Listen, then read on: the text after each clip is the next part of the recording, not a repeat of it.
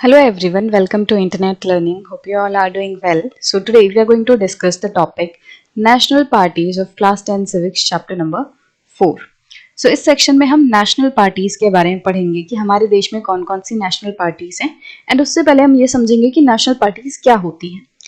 So democracies that follow a federal system all over the world tend to have two kinds of political parties. So वो सारी democracies पूरी दुनिया में जहाँ पे फेडरल सिस्टम फॉलो होता है, मतलब वो सारे देश जो कि डेमोक्रेटिक नेशंस हैं एंड फेडरल सिस्टम वहाँ पे फॉलो होता है, तो ऐसे देशों में दो तरीके की पॉलिटिकल पार्टीज देखने मिलेंगी. Parties that are present in only one of the federal units and parties that are present in several और all units of the federation. तो कौन कौन सी दो तरीके की पॉलिटिकल पार्टीज देखने मिलती हैं? एक तो वो पॉलिटिकल पार्टीज होती हैं जो कि फेडरल यूनिट्स में से किसी एक में ही अवेलेबल होती हैं. मतलब मान लो ये पूरा देश है. अब इस देश में क्या देखने मिलेगा? ये 4 स्टेट है. अब इन 4 स्टेट्स में से यहां पे मान लो एक जो स्टेट है, यहां पे कोई पॉलिटिकल पार्टी है ए, यहां पे कोई और पॉलिटिकल पार्टी है बी. ठीक है. अब यहां पे इस वाले स्टेट में ए है एंड इस वाले स्टेट में भी ए जो पार्टी है वो अवेलेबल है. तो यहां पे देखो जो बी पॉलिटिकल पार्टी है वो सिर्फ और सिर्फ एक यूनिट में अवेलेबल है. यूनिट मतलब जब फेडरलिज्म में हमने पढ़ा था तो अलग अलग यूनिट्स रहती है. एक नेशनल लेवल पे यूनिट रहती है, फिर एक स्टेट लेवल पे यूनिट रहती है और फिर लोकल लेवल पे भी यूनिट्स रहती हैं. मतलब नेशनल लेवल पे तो पूरा देश हो गया, स्टेट लेवल पे जो यूनिट्स हैं उन्हें हम स्टेट्स कहते हैं, कहीं कहीं प्रोविंसेस कहते हैं, है ना. तो स्टेट हो गई. और तीसरे लेवल पे जो यूनिट्स रहती हैं उनको हम म्युनिसिपैलिटीज, पंचायत, वो सब कहते हैं. तो यहाँ पे क्या हो रहा है कि कुछ पॉलिटिकल पार्टी ऐसी होती हैं जो कि सिर्फ और सिर्फ एक ही स्टेट में अवेलेबल होती हैं.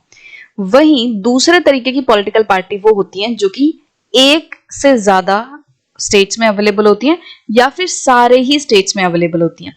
जैसे यहाँ पे हम एग्जाम्पल देखें पार्टी ए का, तो पार्टी ए जो है वो ऐसी पॉलिटिकल पार्टी है जो कि एक से ज्यादा स्टेट्स में अवेलेबल है. वहीं पॉलिटिकल पार्टी बी ऐसी पार्टी है जो कि सिर्फ और सिर्फ एक स्टेट या एक यूनिट में प्रेजेंट है. तो दुनिया भर की जितनी भी डेमोक्रेसीज हैं उनमें आपको ये दो पॉलिटिकल पार्टीज देखने मिलेंगी. एक वो जो सिर्फ स्टेट लेवल पे है, दूसरी वो जो कई सारी स्टेट्स में है या फिर पूरे देश भर में पूरी स्टेट्स में अवेलेबल है. Right. So this is the case in India as well. तो इंडिया में क्या केस है? इंडिया में भी सेम ही केस है. इंडिया में भी दो तरीके की पॉलिटिकल पार्टी देखने मिलती हैं जो अभी हमने डिस्कस की. There are some country-wide parties which are called national parties. तो इंडिया में क्या है, कुछ ऐसी पॉलिटिकल पार्टियां जो कि पूरे देश भर में प्रेजेंट हैं. आपको हर स्टेट में उनका प्रेजेंस देखने मिलेगा या फिर देश के ज्यादातर स्टेट्स में आपको उनका प्रेजेंस देखने मिलेगा. तो ऐसी स्टेट्स को हम नेशनल पार्टीज कहते हैं. These parties have units in various states. तो ये जो नेशनल पार्टीज हैं इनकी प्रेजेंस काफी सारी स्टेट्स में होती है. But by and large, all these units follow the same policies, programs and strategy that is decided at the national level. अब होता क्या है, ये जो नेशनल पार्टीज हैं भले ही इनकी यूनिट्स बहुत सारे स्टेट्स में हैं. जैसे हमने देखा जो यहाँ पे पॉलिटिकल पार्टी ए है, इसमें हमने देखा कि भले ही ये 3 अलग अलग स्टेट्स में अवेलेबल है, बट फिर भी हर एक जो यूनिट रहेगी वो नेशनल लेवल पे जो पॉलिसीज, प्रोग्राम्स फॉलो किए जाएंगे उसको मानेगी. मतलब क्या, एग्जाम्पल के तौर पे जैसे बीजेपी है, तो बीजेपी नेशनल लेवल पे भी है और बीजेपी बहुत सारे स्टेट्स में भी प्रेजेंट है. बीजेपी अलग अलग स्टेट लेवल के इलेक्शंस भी लड़ती है ना. तो बीजेपी को हम नेशनल पार्टी कह सकते हैं. अभी हम आगे पढ़ेंगे अभी बीजेपी के बारे में, बट अभी के लिए समझो कि बीजेपी इस तरीके से एक ऐसी पॉलिटिकल पार्टी है जो कि नेशनल लेवल पे भी है, मतलब वो एक से ज्यादा स्टेट्स में अवेलेबल है. अब भले ही वो यूपी में है, भले ही वो मध्य प्रदेश में, भले ही वो कहीं पे भी इलेक्शन लड़ रही, भले ही वो असम में इलेक्शन लड़े, राजस्थान में इलेक्शन लड़े, चाहे वो कहीं पे भी इलेक्शन लड़े, उसके जो पॉलिसीज, प्रोग्राम्स है ना वो नेशनल लेवल पे एक सेंटर पे डिसाइड होंगी.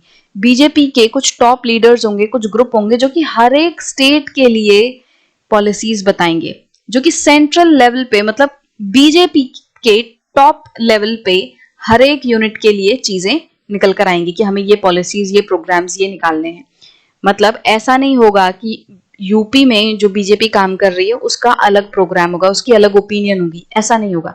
जो सेंट्रल लेवल पे बीजेपी है वही सेम पॉलिसीज यूपी की बीजेपी फॉलो करेगी, वही सेम पॉलिसीज मध्य प्रदेश की बीजेपी फॉलो करेगी, वही सेम पॉलिसीज असम की बीजेपी फॉलो करेगी। मतलब कि जो ये नेशनल पॉलिटिकल पार्टीज हैं, भले ही इनकी यूनिट्स अलग अलग स्टेट्स में अवेलेबल हों, बट जो पॉलिसीज एंड प्रोग्राम्स है वो एक सेंटर लेवल पे, एक कॉन्सोलिडेटेड लेवल पे डिसाइड किए जाते हैं। ऐसा नहीं है कि अलग अलग यूनिट पे जो वो पॉलिटिकल पार्टी प्रेजेंट है वो अपनी मर्जी से काम नहीं करेगी। बीजेपी जो यूपी में प्रेजेंट है वो अपनी मर्जी से काम नहीं करेगी। इसी तरीके से बाकी स्टेट्स में जो बीजेपी अवेलेबल है वो अपनी मर्जी से काम नहीं करेगी, सब एक साथ एक पॉलिसीज प्रोग्राम पे काम करेंगे, सब सेम ओपिनियन से चलेंगे। Every party in the country has to register with Election Commission. अब हमारे देश में जो भी पॉलिटिकल पार्टी होती हैं उन्हें इलेक्शन कमीशन में रजिस्ट्रेशन करवानी होती है। While the commission treats all parties equally, it offers some special facilities to large and established parties. अब वैसे तो जो इलेक्शन कमीशन ऑफ इंडिया है वो सारी पार्टीज को इक्वली ट्रीट करता है, बट फिर भी कुछ जो बड़ी और established पार्टीज होती हैं उनको कुछ स्पेशल फैसिलिटीज प्रोवाइड करी जाती हैं। These parties are given unique symbol. Only the official candidates of that party can use that election symbol. तो ये जो बड़ी एंड स्टेब्लिश्ड पार्टीज होती हैं इनको स्पेशल फैसिलिटीज मिलती हैं, जैसे कि जो बड़ी पार्टीज हैं उनको उनका एक यूनिक सिंबल चूज करने को दिया जाता है। मतलब कि जो बड़ी बड़ी पॉलिटिकल पार्टियां उनका अपना एक सिंबल होता है, यूनिक सिंबल होता है जो कि कोई और यूज नहीं कर सकता, और उस पॉलिटिकल पार्टी के ऑफिशियल कैंडिडेट ही उस इलेक्शन सिंबल का यूज कर सकते हैं। जैसे बीजेपी का कमल है, तो कमल जो है वो बीजेपी का यूनिक सिंबल है और बीजेपी के ऑफिशियल कैंडिडेट्स ही सिर्फ और सिर्फ कमल का इस्तेमाल कर सकते हैं, कमल के सिंबल का। सिमिलरली कांग्रेस का जो सिंबल है वो पंजा है ना। अब ये जो पंजा है वो किसी और पॉलिटिकल पार्टी का सिंबल नहीं हो सकता है, ये सिर्फ और सिर्फ कांग्रेस के पास इसका एक्सक्लूसिव राइट है। और कांग्रेस के ही ऑफिशियल मेंबर्स, वो भी ऑफिशियल मेंबर्स, ऐसे नहीं कि मैं फॉलो करती हूँ तो मैं जाके कहीं ऑफिशियली यूज करने लग जाऊं कांग्रेस का जो सिंबल है या बीजेपी का सिंबल है, ऐसा नहीं है। मैं ऑफिशियली उस पॉलिटिकल पार्टी का पार्ट होनी चाहिए, तभी जाके मैं उसका सिंबल यूज कर पाऊंगी, राइट। ऐसा नहीं कि चलो मैं इस पार्टी को पसंद करता हूं तो इस पॉलिटिकल पार्टी का सिंबल यूज करने लग जाऊं अपने जगह जगह, ऐसा नहीं है। आपको ऑफिशियली उस पार्टी का मेंबर होना पड़ेगा, तभी इलेक्शन सिंबल का यूज किया जा सकता है। Parties that get this privilege and some other special facilities are recognized by the Election Commission for this purpose.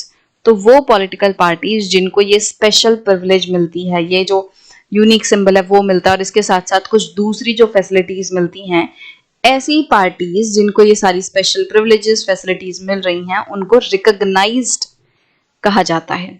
उनको क्या कहा जाता है? They are recognised by Election Commission. That is why these parties are called recognized political party. और इसीलिए इन बड़ी political parties को जिनके पास symbol है, जिनके पास special facilities है, उनको recognized political parties कहा जाता है। The Election Commission has laid down detailed criteria of the proportion of votes and seats that a party must get in order to be recognized party. अब कौन कौन सी parties recognized party बन सकती हैं? तो इसके लिए एक पर्टिकुलर क्राइटेरिया है जो कि इलेक्शन कमीशन ने रखा है कि अगर आप इस क्राइटेरिया को फुलफिल करते हो तो आपको रिकॉग्नाइज्ड पार्टी का जो टैग है वो मिल जाएगा। A party that secures at least 6% of the total votes in an election to the legislative assembly of a state and wins at least 2 seats in recognized as a state party. So state level पे किन parties को हम recognised state party कहेंगे? तो क्या है criteria? कोई भी ऐसी पार्टी जिसने कि उस किसी भी पर्टिकुलर स्टेट के लेजिस्लेटिव असेंबली में कम से कम 6% वोट गेन किए हैं, टोटल वोट्स के कम से कम 6% वोट्स अगर उसने जीते हैं एंड 6% वोट्स के साथ साथ उसने स्टेट्स में 2 सीट्स भी जीती हैं, तो उस स्टेट पार्टी को रिकॉग्नाइज्ड स्टेट पार्टी का दर्जा मिल जाएगा। मतलब कि देखो, हमने देखा कि फेडरेशन में या इंडिया में क्या है, 2 तरीके की पॉलिटिकल पार्टी हैं, एक स्टेट लेवल की, एक नेशनल लेवल की। स्टेट लेवल की वो पॉलिटिकल पार्टी होती है जो कि सिर्फ और सिर्फ उस स्टेट में अवेलेबल होती है। नेशनल लेवल की पॉलिटिकल पार्टीज वो होती हैं जो एक से ज्यादा स्टेट्स में अवेलेबल होती हैं, जो कि काफी सारी स्टेट्स में अवेलेबल होती हैं। तो स्टेट पार्टीज के लिए कोई ऐसी पार्टी जो सिर्फ एक स्टेट में प्रेजेंट है, उस ऐसी स्टेट पार्टी को कब रिकॉग्नाइज्ड कहा जाएगा? जब उस पार्टी ने उस स्टेट के लेजिस्लेटिव असेंबली के इलेक्शंस, मतलब कि जो सीएम वाले इलेक्शंस होते हैं, उन इलेक्शंस में अगर उसने 6% of the total votes achieve किए हैं, इसके साथ साथ उसने कम से कम 2 सीट्स जो है वो जीती हैं, 2 कॉन्स्टिट्यूएंसी से वो पार्टी जीत के आई है, तो उस पार्टी को रिकॉग्नाइज्ड स्टेट पार्टी कह दिया जाएगा। A party that secures at least 6% of the total votes in Lok Sabha elections or assembly elections in 4 states and wins at least 4 seats in Lok Sabha is recognized as a national party. अब national party का दर्जा या national party को recognised national party कब कहा जाएगा? तो किसी भी नेशनल पार्टी को रिकॉग्नाइज्ड नेशनल पार्टी बनने के लिए क्या करना पड़ेगा? उसको लोकसभा के इलेक्शंस में कम से कम 6% वोट्स जो हैं वो हासिल करने होंगे, या फिर असेंबली इलेक्शंस इन 4 स्टेट्स में 6% लाने पड़ेंगे। मतलब कि पहली कंडीशन क्या है? पहली कंडीशन में 2 ऑप्शन है, या तो आप लोकसभा का जो इलेक्शन है उसमें 6% वोट ले आओ, या फिर कम से कम 4 स्टेट असेंबली में, कम से कम 4 स्टेट असेंबली में आप 6% जीत के आ जाओ वोट अलग अलग, कि आप 4 स्टेट के जो इलेक्शंस है उनमें 6% आपने वोट गेन किए हैं। तो इन दोनों में से कोई भी एक होगा तो चलेगा, या तो आपने लोकसभा के इलेक्शंस में 6% वोट गेन किए हैं, या फिर आपने किन्हीं 4 स्टेट के असेंबली इलेक्शंस में 6% वोट गेन कर लिए हैं। ठीक है, तो पहली कंडीशन तो ये हो गई, और इसमें 2 ऑप्शन है। इन दोनों में से पहली कंडीशन में 2 ऑप्शंस हैं, ए और बी, और इन दोनों में से ही कोई एक होना चाहिए। दोनों हो जाए तो अच्छी बात है, बट कम से कम एक तो होना ही चाहिए, या तो लोकसभा में 6% वोट, या फिर किन्हीं 4 स्टेट असेंबली में 6% वोट। सेकेंड जो कंडीशन है वो क्या है कि आपको लोकसभा की कम से कम 4 सीट्स जीतनी होंगी। ठीक है, 4 सीट्स ऑफ लोकसभा, 4 कॉन्स्टिट्यूएंसी से उस पार्टी को जीत के आना पड़ेगा।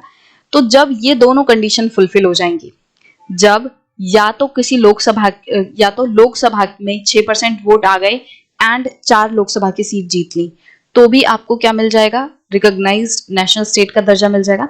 या फिर किन्हीं 4 स्टेट असेंबली में आपने 6% वोट गेन कर लिए, प्लस 4 सीट्स लोकसभा की जीत ली, तो फिर भी आपको क्या कर दिया जाएगा? रिकॉग्नाइज्ड नेशनल स्टेट का दर्जा मिल जाएगा, नेशनल पार्टी का दर्जा मिल जाएगा। तो आई होप कि ये जो क्राइटेरियाज है वो क्लियर है।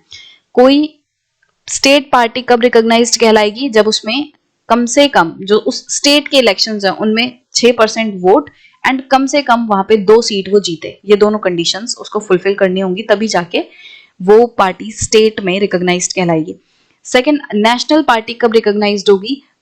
अगर नेशनल पार्टी को रिकॉग्नाइज्ड होना है तो उसे लोकसभा के इलेक्शंस में या तो 6% वोट लाने पड़ेंगे, टोटल वोट के 6% जीत के लाना पड़ेगा, या फिर उसको किन्हीं 4 स्टेट असेंबली में 6% जीत के लाना पड़ेगा, एंड मतलब इसके साथ साथ उसको 4 सीटें कम से कम जीतनी ही है। सेकंड कंडीशन कंपलसरी है, 4 सीटें तो आपको जीतनी ही जीतनी है। ऑप्शन ऊपर वाली 2 में से है।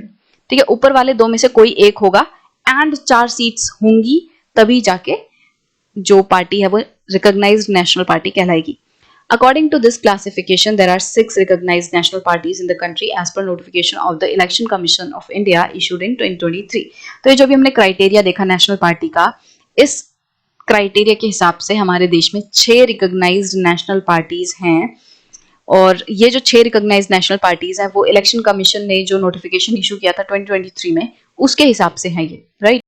सो ये जो नेशनल पॉलिटिकल पार्टीज हैं इनको हम एक एक करके वीडियोस में पढ़ेंगे, अलग अलग सेपरेट वीडियोस में, कि कौन कौन सी ऐसी पार्टीज हैं जिनको कि नेशनल पार्टी का दर्जा मिला हुआ है।